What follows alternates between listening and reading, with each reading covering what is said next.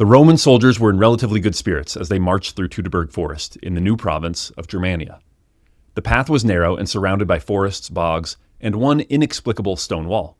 But they were in good hands. Their commander, Publius Quinctilius Varus, was distinguished for his excellent service in Africa, Syria, and Judea, and furthermore, they had a strong local ally and guide, Arminius.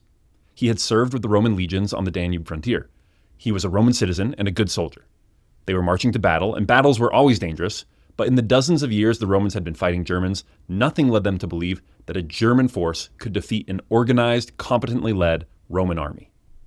And then they heard a noise that sent chills down their spines. The soldiers froze. Then another sound. That of thousands of spears flying through the air. Most missed their target or glanced off of shields or armor. Even so, dozens of men fell with German spears protruding from their backs, chests, necks, and faces. And then another volley of spears. And then another. By now, soldiers were crowding together, trying to get into defensive formations. But the narrowness of the path and the obstacles all around made that nearly impossible. In addition, the rear of the army had not heard the commotion and had continued marching, often bumping into those who were under attack. In some places, small clumps of 4 or 5 soldiers did what they could, while others, driven by panic, simply froze or dashed for the woods. Then there was another shout, and now they were coming. The Germans were lightly armored and wielded enormous longswords. Most of them were a full head taller than their Roman counterparts. Their sweeping sword swings knocked aside shields, caved in skulls, chopped off arms and legs. Within an hour, it was all over. 20,000 of the best soldiers in the world, gone in a flash, as if they had been devoured by the German forest. Back in Rome, the 72-year-old Emperor Augustus takes the news hard. His health deteriorates. One servant brings him a message only to find him beating his head against a wall, repeating, "Quinctilius Varus, give me back my legions." This was a defeat so profound that the Roman Empire would basically stop expanding. The borders were more or less set. In the Aeneid, Virgil writes that Jupiter prophesied for Rome, "His empire shall know no bounds, his power no end." And yet from this day forward, it would know bounds. The dream of eternal conquest was stopped in its tracks.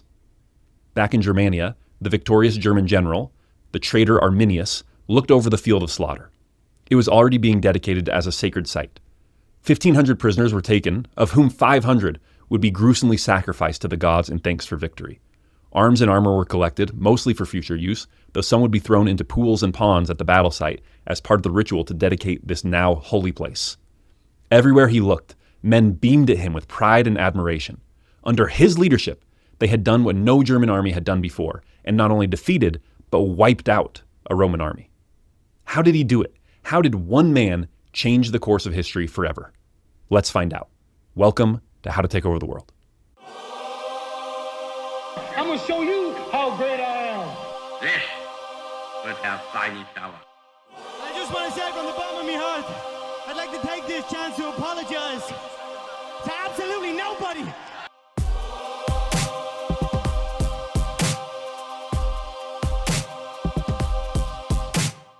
He was, unmistakably, the liberator of Germany, challenger of Rome, not in its infancy, like kings and commanders before him, but at the height of its power. He had fought undecided battles and never lost a war. He had ruled for 12 of his 37 years. To this day, the tribes sing of him. Yet Greek historians ignore him, reserving their admiration for Greece. We Romans, too, underestimate him, since in our devotion to antiquity, we neglect modern history. That is a quote from the Roman historian Tacitus about the subject of today's episode, Arminius. How does one stop the unstoppable? Maybe you are a startup and you have to compete with Google or Apple or Amazon. Maybe you're an activist and you have to defeat a billion-dollar corporate lobby. Maybe you're a politician and you have to take on the establishment. In every case, the odds are against you. But of course, it can be done, and I think that the story of Arminius is a great example of how to do it. So that is what we're going to be studying today. My sources for this episode are the Roman historians Tacitus, Velleius, Cassius Dio, and a book called The Battle That Stopped Rome by Peter Wells. I think this is a great episode, hopefully you feel the same, with a ton to teach us about how to take on an unstoppable power and defeat it. So let's get into it. This is the life of Arminius. First, I want to take a minute to tell you about gains in bulk. Instantized creatine is the only supplement that I take every day. It helps me improve not only my gains that I get in the gym, but also my mental and cognitive performance. As I am reading every single day to try and learn more from history's greatest leaders, I find that creatine gives me just a little edge, gives me a little more focus, especially on days when maybe I don't get enough sleep. I had an especially intense workout the day before, and I'm feeling sluggish. Creatine just helps me feel on the ball. Creatine is the most tested supplement in the world. It's very effective, and instant-sized creatine is the best kind of creatine out there, and only Gains in Bulk makes it. It's completely water-soluble, meaning it's more digestible, so you get more bang for your buck, more efficacy for every ounce that you take. So try it out. Go to gainsinbulk.com and use code BEN for 15% off. Again, that is gainsinbulk.com and use code BEN. Thank you, Gains in Bulk, for sponsoring this episode. In order to understand the magnitude of what Arminius did, we need to understand where he came from, who the Germans were, and how they compared to the Romans. So first of all, the Romans liked to expand. It was in their DNA. It was how they acquired new wealth and opportunities. And Germany seemed like a natural next step, since under Julius Caesar they had conquered Gaul, which corresponds more or less to modern France. The Germans were very similar to the Celts who lived in Gaul. They had a similar way of life, and they're right next door. So it just seems like a natural next conquest. It especially seemed like it made sense to conquer Germania because the Germans loved to mess with things in Gaul. They liked to come over the Rhine. That's the river that separates the two regions. They like to come over the Rhine and raid and conquer and take stuff from the Gauls, from the Celts. So Rome had begun to establish forts on the Rhine and had begun to make incursions into Germania. In fact, they had marched an army all the way through Germania and back again, demolishing any opposition in their path. And they had established some military camps within the region of Germania and begun making alliances with local tribes. That was the Roman way. They didn't just come in and bulldoze a new place that they wanted to conquer. They would find existing rivalries and then divide and conquer, right? And then once one side was victorious, they set them up as their clients who would rule on their behalf and keep the peace. By the time Arminius comes around, Rome has basically done this, or at least they're well underway.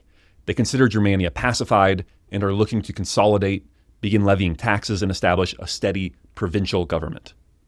And you could see why the Romans wouldn't consider the Germans a threat when you read how they viewed the Germans.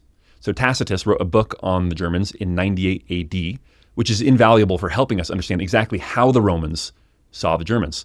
He describes them much the same way that an 18th or 19th century European explorer would describe Africans or Native Americans as noble savages, admirable in some ways, but very primitive and almost like not fully human. Okay, so here's what Tacitus writes. I'll read a few sections from his book on Germania. He says, "For myself, I accept the view that the peoples of Germany have never contaminated themselves by intermarriage with foreigners, but remain of pure blood, distinct and unlike any other nation. One result of this is that their physical characteristics, insofar as one can generalize about such a large population, are always the same: fierce-looking blue eyes, reddish hair, and big frames, which, however, can exert their strength only by means of violent effort. They are less able to endure toil or fatiguing tasks and cannot bear thirst or heat, though their climate has inured them to cold spells, and the poverty of their soil to hunger. Even iron is not plentiful. This has been inferred from the sorts of weapons they have." He goes on, "The power even of the kings is not absolute or arbitrary. The commanders rely on example rather than on authority of their rank, on the admiration they win by showing conspicuous energy and courage, and by pressing forward in front of their own troops. It is a drawback of their independent spirit that they do not take a summons as a command. Instead of coming to a meeting altogether, they waste 2 or 3 days by their unpunctuality. They transact no business, public or private, without being armed. On the field of battle, it is a disgrace to a chief to be surpassed in courage by his followers, and to the followers not to equal the courage of their chief. And to leave a battle alive after their chief has fallen means lifelong infamy and shame. To defend and protect him and to let him get the credit for their own acts of heroism are the most solemn obligations of their allegiance. Many noble youths, if the land of their birth is stagnating in a long period of peace and inactivity, deliberately seek out other tribes which have some war in hand, for the Germans have no taste for peace. Renown is more easily won among perils, and a large body of retainers cannot be kept together except by means of violence and war. When not engaged in warfare, they spend a certain amount of time in hunting, but much more in idleness, thinking of nothing else but sleeping and eating. For the boldest and most warlike men have no regular employment, the care of house, home, and fields being left to the women, old men, and weaklings of the family. In thus dawdling away their time, they show a strange inconsistency, at one and the same time loving indolence and hating peace." Okay, so in summary, these are large, scary, lazy, warlike, free, impulsive people, totally uncivilized. Now, in reality, we know that many of those facts are not quite right. We know that the Germans not only had iron, but had workshops for working iron. They regularly transacted in money, though it is true that gold and silver were pretty scarce compared to Rome. Also, Tacitus portrays them as classic warrior herdsmen, when in fact agriculture was widely practiced in Germania. What is true is that, yes, technologically they were behind the Romans. Roman aristocrats were agricultural in that they oversaw their own estates, their own farms. So in that way, they could be described as farmers, if you were so inclined. Whereas the Germanic warrior caste appears to have been more overtly kind of parasitical. They lived free lives unattached to the earth and simply demanded payments and service from their tenants and did not own or oversee farms of their own.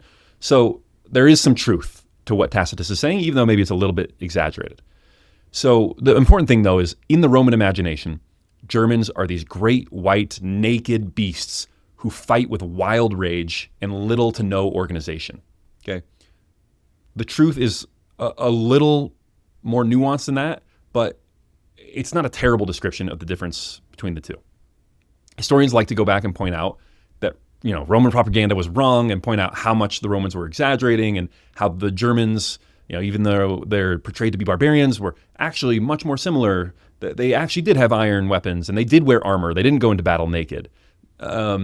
But I think sometimes they overdo this. Like, it's a little bit like a historian going back and saying, the Iraqi army actually wasn't that primitive compared to the American army. They also had tanks and an air force and anti-aircraft gunnery, which is true. You could see a historian 100 years from now saying, contemporary sources said that the American army was much more technologically sophisticated than the Iraqi army. But actually, we went back and looked at it, and the Iraqis also had guns and tanks and grenades. Like, they weren't that different. But we know now, actually, to someone in the future, the differences between the American army and the Iraqi army might look subtle, but they were extremely significant, which is what allowed, during the Iraq War, the Americans to just demolish the Iraqis, no problem. The same thing with the Germans and the Romans, okay? The technological differences and the organizational differences in lifestyle, they might seem kind of subtle when you actually look at what we know now because of the material history that we're able to read. But in effect, like, it added up to this massive power imbalance. No German army could face a Roman army in open combat and stand a chance. Certainly if there were even numbers, even with like 20% or 30% or even like a 50% manpower advantage, they still couldn't take on a Roman army if they were in like an open field, open combat. So this is the world that Arminius grows up in. He's born in either 18 or 16 BC, depending on the source. And Germany is slowly being conquered and absorbed by Rome as so many nations before it had been. We know next to nothing about Arminius's early life. He came from a noble family of the Cherusci tribe, which was one of the most prominent and successful tribes in Germany. He, like any German youth, was born and bred for war. He would have learned to wield a sword as soon as he was old enough to hold it. His first experience with combat was probably in some minor skirmishes with neighboring tribes. The first time he enters the historical record, he is serving in the last place you would expect, in the Roman army. In reality, it wasn't so rare for young German men to do this. As Tacitus said, they were always seeking out opportunities to do battle, to distinguish themselves. And so serving with the Romans was an opportunity to make some money, to earn a reputation, and to see more of the world. In fact, Julius Caesar famously used German cavalry as his personal bodyguard in Gaul, where they not only protected him, but served as his most elite troops. Okay, so they were known as great warriors, especially the most elite Germans. So Arminius serves in the Roman military. We aren't sure exactly where, but it was most likely in a Roman war in Pannonia, which is in the Balkans, kind of modern day Serbia, northern Slovenia, northern Croatia. I think there's little pieces of like Hungary and Slovakia in there, kind of that area. We do know that he served with distinction. He was granted citizen status in Rome with the rank of a knight or equites. And this was the highest rank of citizenship outside the patrician class, which was composed entirely of the old aristocratic families of Rome. So yeah, he is not only a citizen, but a knight, like the highest level that you can be as a kind of normal non-patrician citizen. So clearly in these campaigns, Arminius demonstrated some combination of ability and bravery or loyalty. And crucially, he learns from the professionalism and organization of the Roman army. He knows how they operate. He learns their strengths and their weaknesses. And that will allow him to emulate those strengths and exploit those weaknesses in the future. And that is one of my biggest takeaways from the life of Arminius. To beat a monolith, it helps to first join it. The best way to subvert a system is to understand it from within. In The Art of War, Sun Tzu says, know your enemy and know yourself, and you can fight 100 battles without disaster. Well, what better way could there possibly be to know your enemy than to join them, to fight side by side with them, to learn all of their ways? So that is what Arminius does. We don't know if it was with an eye toward eventually fighting against them. Probably not, right? Probably he just wants the adventure, he wants the glory, he wants the gold that comes with fighting with the Romans, but is going to serve that purpose. So he does this for a couple of years. He comes back to Germany after his service, and he's a prince in the Cherusci tribe. So this is in 7 AD that he leaves the Roman army and comes back to Germania. So he's about 24 years old, either 23 or 25. So we'll just split the difference and say he's 24 years old. He quickly gains a following. We know that he was a charismatic man. The Roman historian Velleius writes, "Thereupon appeared a young man of noble birth, brave in action and alert in mind, possessing an intelligence quite beyond the ordinary barbarian. He was, namely, Arminius, the son of Sigimer, a prince of that nation, and he showed in his countenance and in his eyes the fire of the mind within." Okay, I think that's really interesting, right? Because you hear time and time and time again. I've done, how many episodes have I done? Like 150? And through that, I see so many times when someone is charismatic, people always talk about their eyes. That goes for Julius Caesar, that goes for Alexander Hamilton, that goes for Jesus, that goes for Alexander the Great, Thomas Edison, Steve Prefontaine, and that's true of Arminius as well. For whatever reason, charisma is in the eyes. That's true of Arminius. Naturally, when he comes back, he's charismatic, he's a leader, and he was viewed by Rome as an ally. Here is a well-positioned young man, highly regarded among the Germanic tribes, from one of the most powerful families of one of the most powerful tribes, and he has served in the Roman army. He is a citizen who speaks Latin fluently and knows many leading commanders. So he is known to the Romans, and he's considered a natural ally. They think this Arminius guy is someone we can work with. He's clearly ambitious and not particularly inclined toward compromise. One of the first stories that we hear of him is that he kidnaps a bride who was engaged to another powerful chieftain, greatly upsetting her father, who was another one of the most important players in German politics. Now, to be clear, when we say kidnap, that doesn't necessarily mean that she was kidnapped against her will. It is certainly possible that they had fallen in love and she ran off with him. In fact, in the future, when there is a dispute between Arminius and her father, she sides with her husband. So I think actually we can assume that this probably is an instance of her wanting to run off with him, not like literally being captured against her will and thrown over his shoulder and taken away. No, like she is kidnapped away from her fiancé is what they mean when they say kidnapped. Even so, this is someone with a Julius Caesar-like iron will. If you'll remember, Julius Caesar is a young man, he's just married, and he's married to the daughter of one of the rivals of Sulla, who is the dictator in Rome. And so Sulla says, look, I know you're related to my enemies. We can let bygones be bygones. I just need you to divorce your wife. I don't want you to be connected to this family that's opposed to me anymore. And Julius Caesar says, no, I'm not going to do that, and runs to the hills and hides out rather than submitting to the authority of Sulla in his private life. So Arminius is like a similar type of character, and a man who I think we can say, at least on some level, values the good things in life, values love more than just power. We can't say exactly what turns Arminius against Rome, but of course we have some good guesses. Again, this is at a time when Rome is trying to dictate policy and levy taxes on the Germans for the first time. It's not so much the money, although they probably don't love that, but it's the imposition of these tax collectors who can boss them around. And when we talk about dictating policy, mostly this would mean the Romans trying to clamp down on internal wars and conflicts within Germania.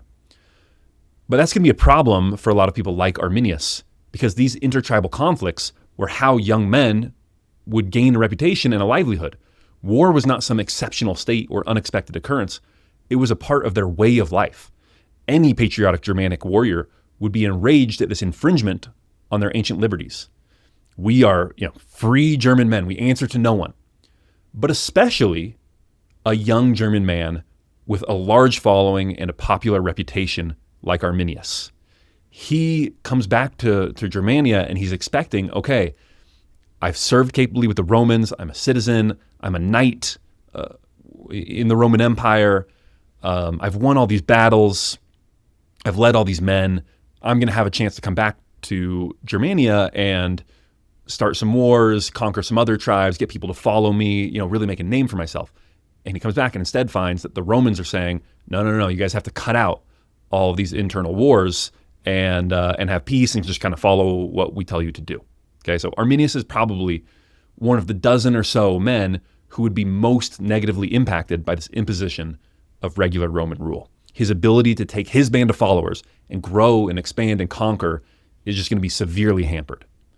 So he's in the prime of his life. He's about 26 years old, and he's in a difficult spot. The very people who have helped him come this far are the very people who are stopping him from rising any further.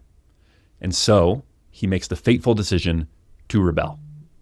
Velleius tells us, speaking of Arminius, this young man made use of this as an opportunity for treachery, sagaciously seeing that no one could be more quickly overpowered than the man who feared nothing, and that the most common beginning of a disaster was a sense of security. Okay, so he's saying that Arminius can see that the Romans are starting to feel very secure in Germania, which makes them vulnerable. Velleius goes on, at first then, he admitted but a few, later a large number, to share in his design. He told them, and convinced them too, that the Romans could be crushed, added execution to resolve, and named a day for carrying out the plot. Okay? So he's doing a few things well there. Number one, he is getting directly to details, right? He added execution to resolve and named a day for carrying out the plot. Okay? Because if it's just idle chatter, then a lot of different problems arise, right? People might say the right things, but you don't know if they're actually committed. Whereas if you say, look, this is what we're going to do, this is the day we're going to do it, this is how we're going to do it, you find out very quickly whether people are committed. Also, you seem more serious, and so people get more bought in. And then, of course, the other thing he does is he says he keeps the conspiracy small at first, and then only expands it later. Of course, as soon as the conspiracy begins to grow, word leaks out to the Romans. And so if he had started out by telling everyone, going around saying we need to do this, then it would have leaked out earlier, and there might have been more of a reaction. As Benjamin Franklin says, 3 men may keep a secret if 2 of them are dead. Okay, you need to keep your conspiracies as small as possible for as long as possible. But even then, keeping word from leaking is probably an impossibility. So you need to be prepared for that to happen. Almost no one is able to keep a conspiracy completely quiet until the moment of its execution. You have to be prepared for someone to let slip at some point. And he is ready. When word slips out, he's ready to execute in time that the Romans won't be able to respond. So one of his rivals, Segestes, goes and tells the Roman governor Varus that Arminius is plotting something. Okay, disaster. The Roman governor knows what's about to happen. But it doesn't result in disaster because Arminius, he's not just a citizen, he's a knight, an equus. He served with the Romans in Pannonia. Like, Arminius plotting betrayal? And so Varus doesn't believe it. And so this guy, Segestes, he begs Varus. He says, I don't care. Imprison me too. Imprison all the top chieftains and princes here in Germania. Imprison everyone. And then you can interrogate everyone and find out who is right, who's lying, who's wrong. But Varus won't hear it. Tacitus writes, Segestes had often warned Publius Quinctilius Varus that rebellion was planned. At the feast which immediately preceded the rising, Segestes had advised Varus to arrest Arminius and the other chiefs, and also himself, on the grounds that their removal would immobilize their accomplices, and Varus could then take his time in sorting out the guilty from the innocent. However, Varus was destined to fall to Arminius. Okay? I like that line from Tacitus. Varus was destined to fall to Arminius. Tacitus is very kind to Varus, ascribing his failure to the vagaries of fate, while another Roman historian, Velleius, is scornful of Varus. He portrays him as incompetent and vain. Here's what Velleius writes about Varus. He says, Quinctilius Varus was born of a noble rather than illustrious family, was of a mild disposition, of sedate manners, and being somewhat indolent as well in body as in mind, was more accustomed to ease in a camp than to action in the field. How far he was from despising money, Syria, of which he had been governor, afforded proof. For, going a poor man into that rich province, he became a rich man and left it a poor province. Being appointed commander of the army in Germany, he imagined that the inhabitants had nothing human but the voice and limbs, and that men who could not be tamed by the sword might be civilized by law. With this notion having marched into the heart of Germany as if among people who delighted in the sweets of peace, he spent the summer in deciding controversies and ordering the pleadings before a tribunal. Okay, so according to Velleius, Varus is, he's corrupt. When he was in Syria, he impoverished the region and enriched himself. He is a man of peace. He's indolent. He's slow. He's sluggish. He's not a good commander, and he prefers peace to war. He's just like not ready for prime time, not ready for action. Okay. Now, other sources suggest Varus had served with distinction in Syria, overseeing both an external threat from the Parthian Empire and managing to deal with it, and internal rebellions and disruptions. Others suggest that he had navigated all these threats from both external and internal enemies very capably. And yet here in Germania, he does seem to be incompetent and completely unprepared for what is about to happen. It's hard to say why the difference between Syria and Germania. Maybe he was just getting older, or maybe, as Velleius suggests, he had the wrong mindset. He thought that he was going to a conquered province that needed to be settled and governed, when he was really going to a, at best, half-conquered province, a wilderness that still needed to be subdued. In The Battle That Stopped Rome, Peter Wells writes, "Since Augustus and other Roman leaders considered the region between the Rhine and the Elbe conquered and ready for the introduction of provincial administration, Varus must have understood that his primary responsibility was creating Roman administrative structures, such as systems of census taking and taxation among the tribal people of the region."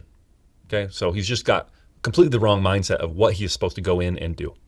But whatever the reason, Varus refuses to imprison Arminius and instead trusts him when Arminius says that, hey, guess what, Varus? We've got a problem here. There's a rebellious tribe who is bucking against us, your allies, and against Rome, and they're trying to rebel. And Varus is almost unbelievably credulous of Arminius. He does no detective work, no scouting. He just believes Arminius and says, okay, great, let's go deal with this.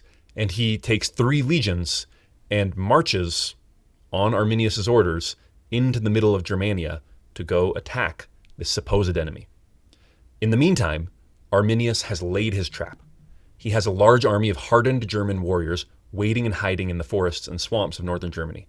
And also, he has learned from one of the Romans' greatest strengths. The strength of the Roman army was their heavy infantry, their legions.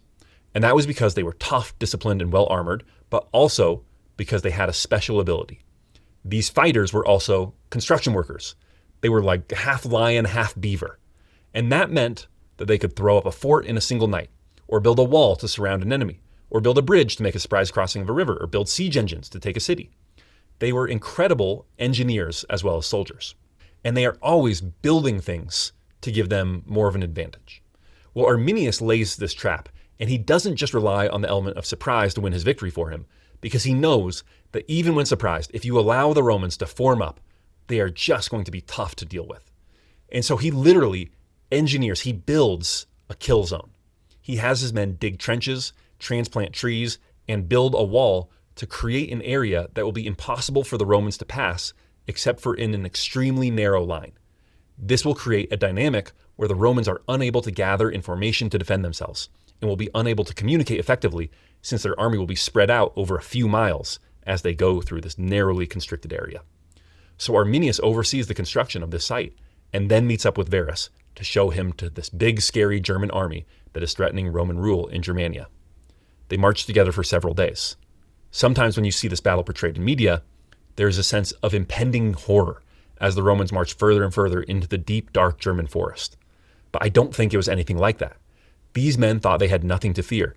They were veterans. All of them had fought and won battles in Germania before.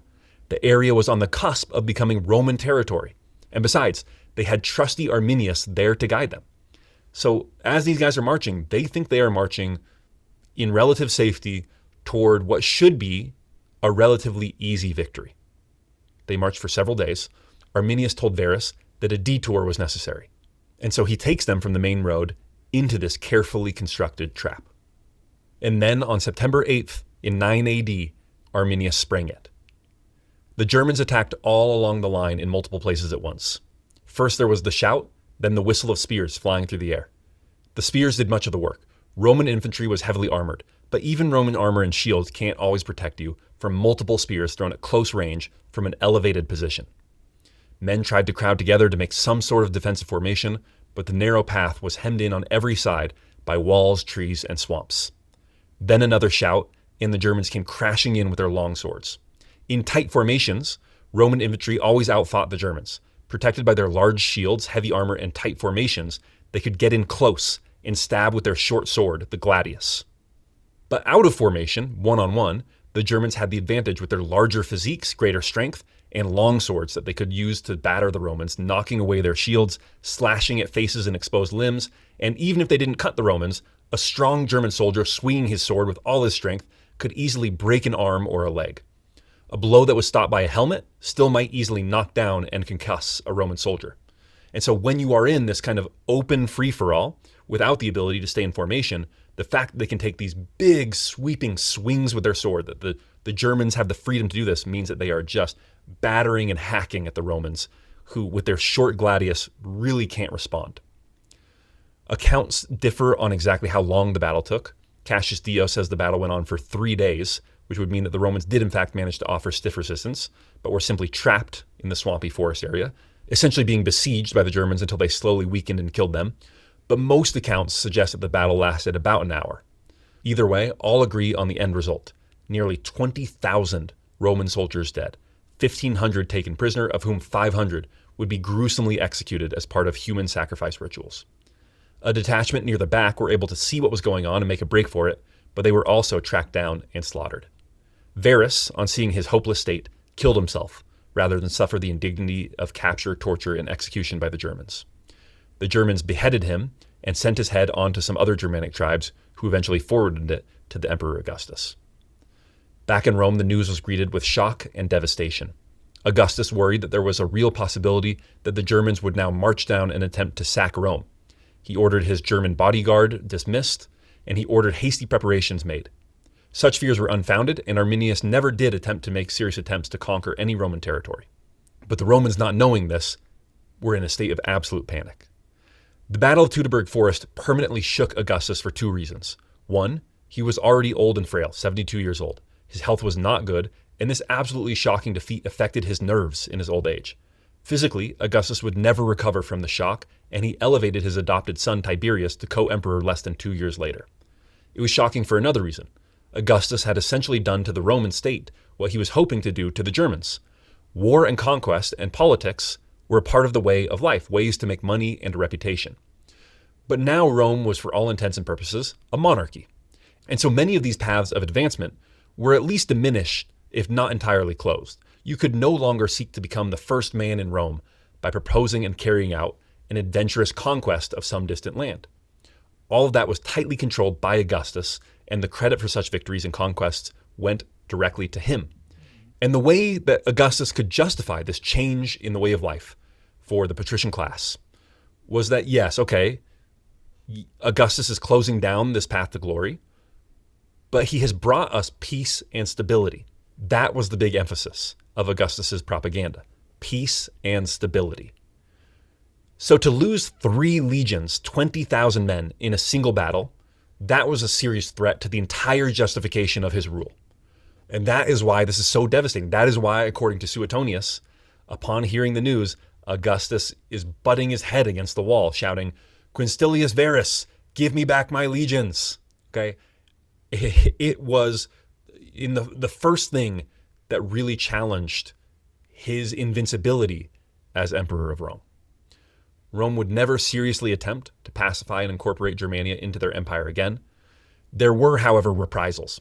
Rome needed to show that they were not defeated in general, that these Germans might have ejected us from Germania, but we're still better than them. We're still top dog.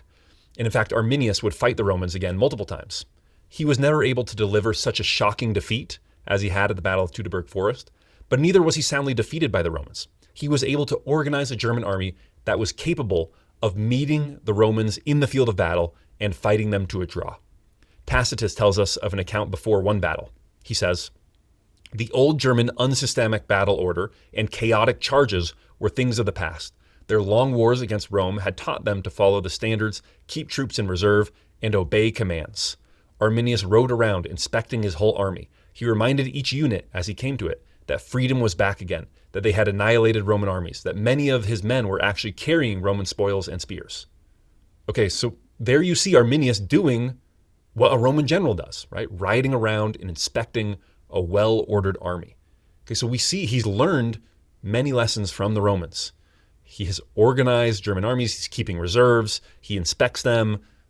Things look very different from the wild past of these barbaric armies that just do these wild charges and try and overwhelm their enemies. No, Arminius is able to put together a competent, well-ordered army that can stand up to the Romans.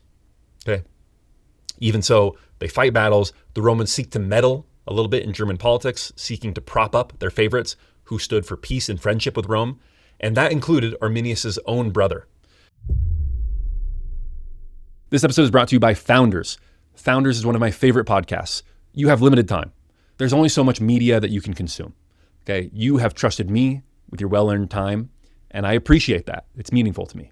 You should listen to Founders. It's one of the only podcasts that I listen to and think, wow, this is worth my time. I'm glad I did this. I learned so much from it. It's like How to Take Over the World, but specifically for and about great founders of companies. The host, David Senra, is a good friend, and he has at this point read hundreds of biographies of great founders. And so he's really, really good at extracting the best and most important and most pertinent lessons from every story. So I hope you'll check them out. That is Founders, wherever you get your podcasts. There's one memorable scene between these two brothers. It's before a battle.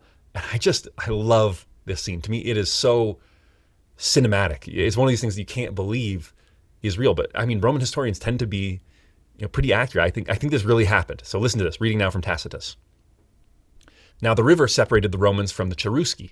Again, that is Arminius's tribe.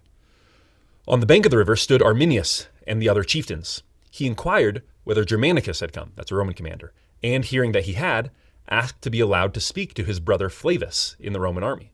Flavus was very loyal. He had lost an eye some years earlier fighting under Tiberius. Permission was granted, and Flavus came forward to the riverbank. Arminius greeted him, and dismissing his own attendants, asked that the bowmen stationed along our bank should likewise withdraw. Okay, so summary, he sees this Roman army, he goes to the riverbank and says, hey, can I speak with my brother? And look, they know Arminius, right? He had served with them in the past. And so they say, yeah. And he withdraws his soldiers, and they withdraw their soldiers, so that these two brothers can speak in solitude and peace together in this river. Like, it's a very moving moment, right? When the soldiers had gone, he asked his brother to explain his face wound. The place and the battle were told him. Then he asked what reward Flavus had got. Flavus mentioned his higher pay, chain, and wreath of honor, and other military decorations. The wages of slavery are low, sneered Arminius. Then they argued their opposing cases. Flavus spoke of Rome's greatness, the emperor's wealth, the terrible punishment attending defeat, the mercy earned by submission. Even Arminius's own wife and son were not treated like enemies.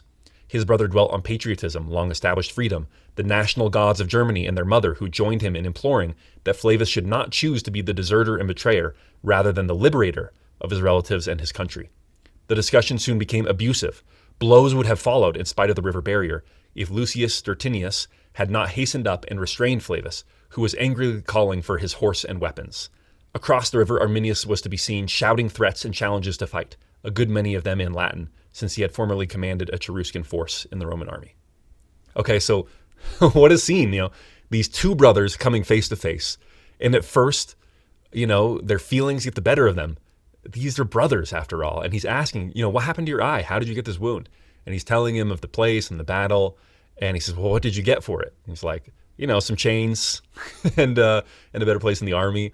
And you get the feeling that Arminius is both legitimately concerned and trying to taunt him when he says, well, that's it.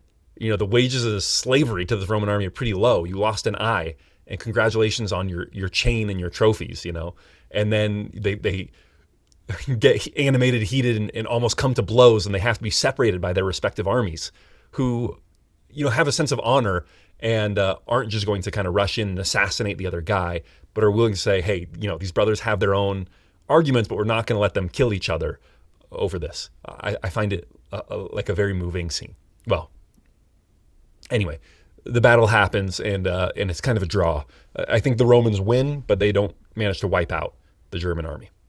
So anyways, because of the Battle of Teutoburg Forest and because of these wars where Arminius is able to kind of stand up to the Romans and keep them from overwhelming the Germans and completely conquering the territory, he emerges with increased prestige. He quickly increases in power until he's the most powerful man in all of Germania.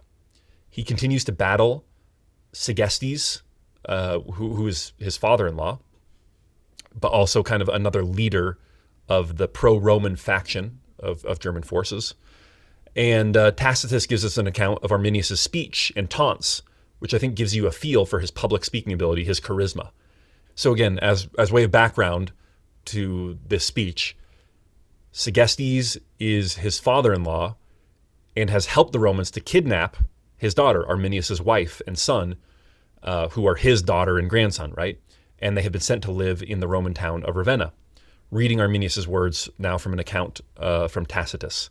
Arminius says, "What a fine father! What a glorious commander of a valiant army, whose united strength has kidnapped one helpless woman. I, on the other hand, have annihilated 3 divisions and their commanders. My fighting has been open, not treacherous, and it has been against armed men, not pregnant women. The groves of Germany still display the Roman eagles and standards, which I hung there in honor of the gods of our fathers. Let Segestes live on the conquered bank, and make his son a Roman priest again. With this warning before them, Germany will never tolerate Roman rods, axes, and robes between Rhine and Elbe. Other countries unacquainted with Roman rule have not known its impositions or its punishments.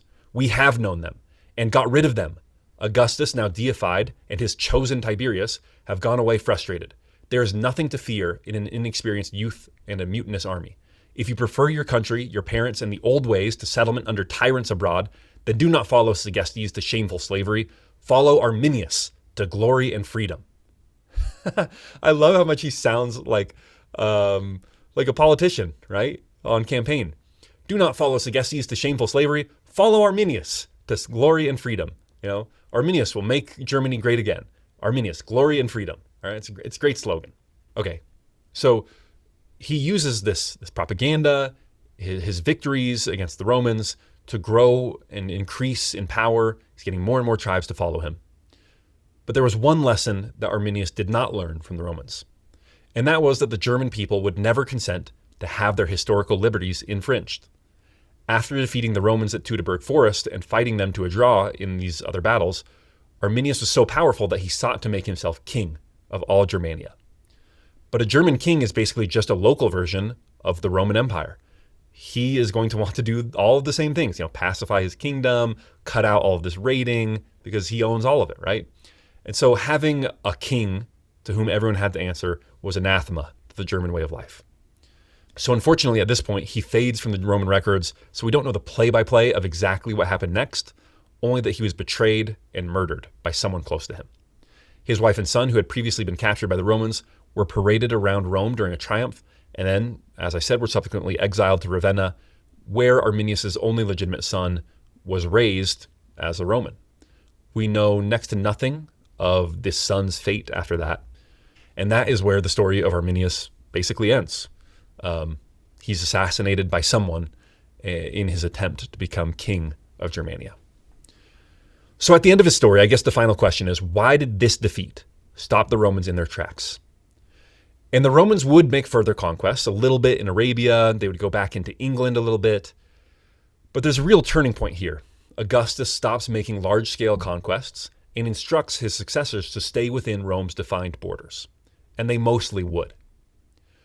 On the one hand, this happens because, as we have discussed, the incentives for Roman men were changing.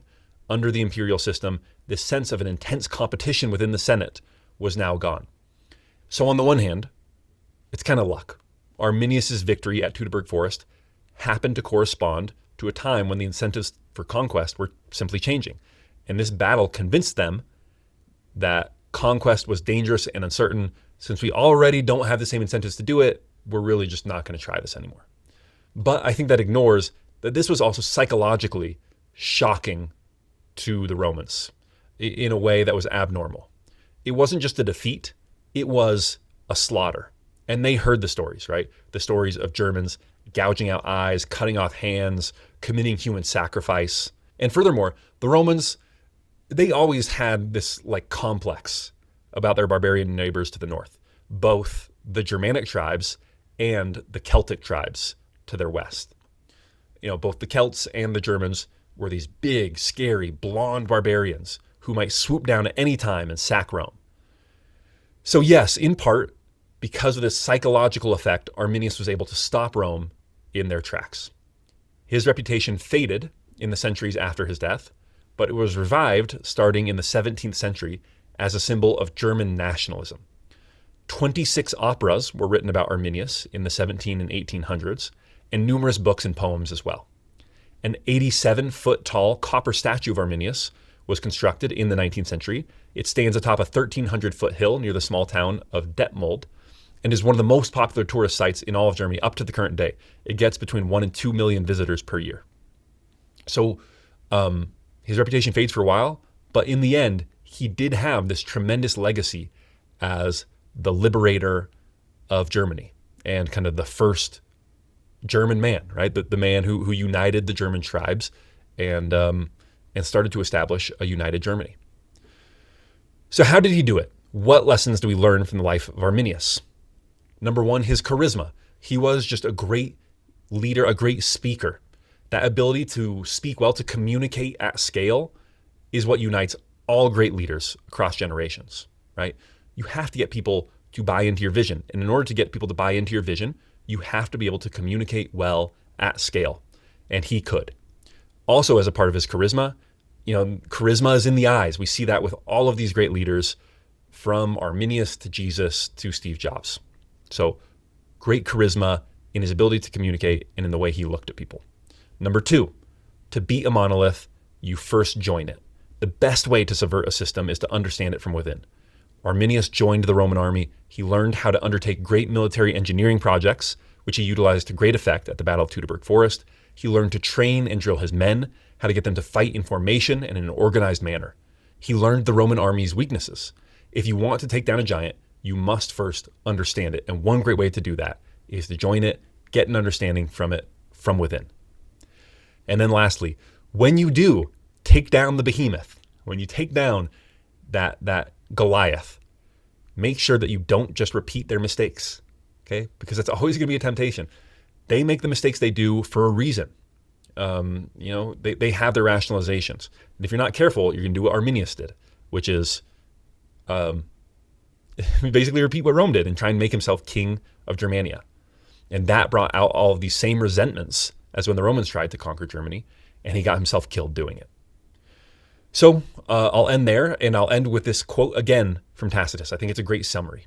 Quote, "He was unmistakably the liberator of Germany, challenger of Rome, not in its infancy like kings and commanders before him, but at the height of its power.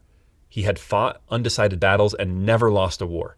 He ruled for 12 of his 37 years. To this day, the tribes sing of him." Okay, that does it for this episode. No end notes today, but premium subscribers, stay tuned, and I'm going to answer some listener questions and do a little AMA.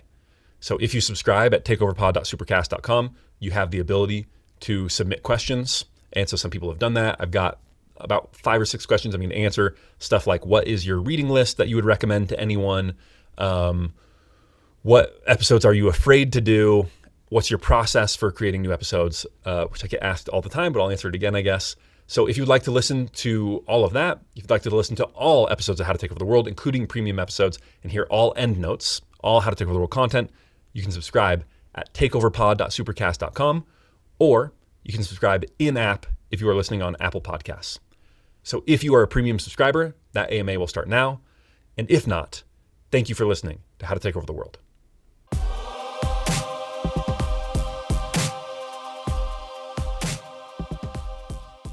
Before we tune out, a big thank you to Speechify. Speechify helps you turn anything into a podcast. I use it all the time for my reading. I find that when I read and listen at the same time, I'm able to retain much more of what I read, which is really important for me because I'm taking notes on all this stuff to turn into podcasts. So if you're a student or if you're just someone who reads in order to learn and to improve, then you're going to love Speechify as a great tool to help you learn and retain more. So go to speechify.com and use code BEN to get 15% off Speechify Premium. And you can even listen, if you so prefer, if you're a real sicko for how to take over the world, to content in my AI voice. You can hear me narrate anything. So again, that is Speechify.com and use code BEN to get 15% off Speechify Premium. Thank you, Speechify.